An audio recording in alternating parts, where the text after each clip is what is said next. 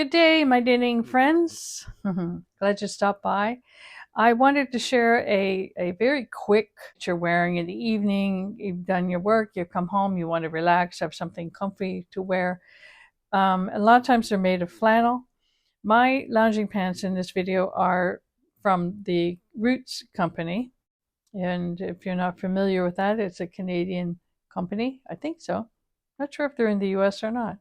At any point, you can get lounging pants anywhere. So, what I find is that sometimes in the evening, my ankles are getting cold. I'm wearing my lounging pants and it's a very open, loose cuff. Ankles are getting cold. Somebody might say, well, why don't you wear socks? Because if I wear socks on my feet get too hot. So it's just the ankle that I'm trying to keep warm. So what I did is I got this idea of knitting a cuff and sewing it onto the bottom of my lounging pants. And it just cinches them in nice around the ankle and makes it very, very comfortable.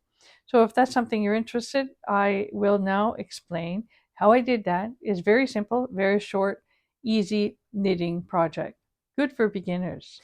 Additional note, if you're camping, having a pant leg with a cuff on it so it keeps it in around your ankle, keeps the mosquitoes off, keeps you warm at night if you go to bed with your lounging pants on.